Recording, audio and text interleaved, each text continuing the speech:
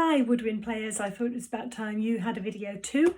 So this is a quick video to give you just a few ideas of things you could be doing over these next few weeks and who knows months. So the first and most important thing is pick up your instrument and play it a lot. Now you'll see in the background in my music room that all of my instruments are out, including some I don't play, those brass things aren't mine. But my flutes, all three of my flutes, my clarinet, my saxophone, all out and ready to play.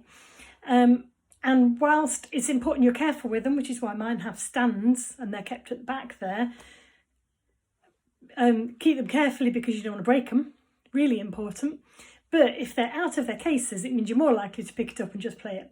If it's in its case, I find I go, oh, or I don't even notice it, don't even see it.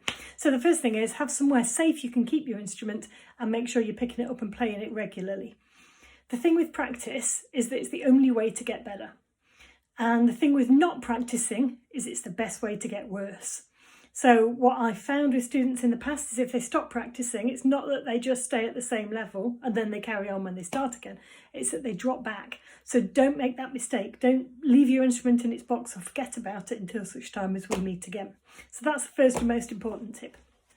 Second tip is keep looking at the stuff that I've already given you to look at. And that will quickly run out. It may have already run out.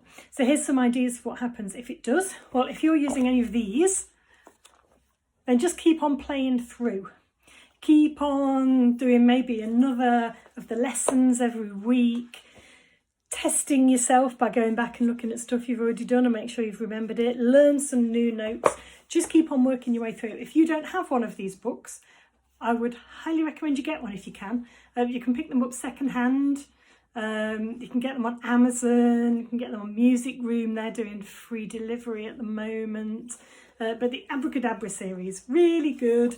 They've got some reasonable tunes in. Some of the tutor books have got awful tunes in. And these ones aren't too bad. The other place you can source some music is you could try YouTube. You put beginner flute, beginner clarinet, beginner saxophone into YouTube.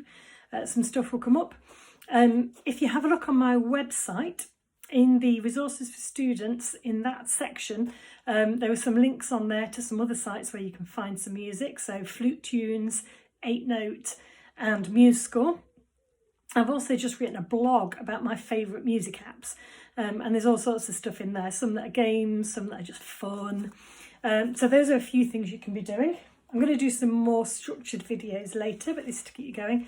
And another thing that I really like to mess around with my practice, because I'm not very good at practicing. I don't know about you. I know the theory. I know I should start with some nice long notes, then I should do some scales, then I should do some technical exercises, then I should do little things that I find the hardest, and right at the end I should allow myself to play. But what I really want to do is pick up my instrument and play. We all feel like that. So to try and keep things interesting, as well as doing all that stuff, I have these. I'll do a video with these soon. But these are practice starters, done by a chap called Paul Harris, who does a lot of work for the Associated Board, ABRSM. And they are a series of cards. Pick a card, any card, and you can randomly pick one out and it will give you a little exercise to do. So, for example, this one's on memory. Choose a piece you know well, play or sing the first note, reading the music, hear as much as you can in your head, play it from memory. Really good practice tips. It might be draw a shape that fits with the mood in your piece. Just different ways of looking at the pieces you're playing. So I'll do a whole section on these very soon. But that's just a few ideas to keep you playing. Do keep playing. And if you have questions, then, you know, there are lots of musicians online. You can contact me if you need to. I've got a Facebook page you could write a comment on, or Twitter or Insta, or my website.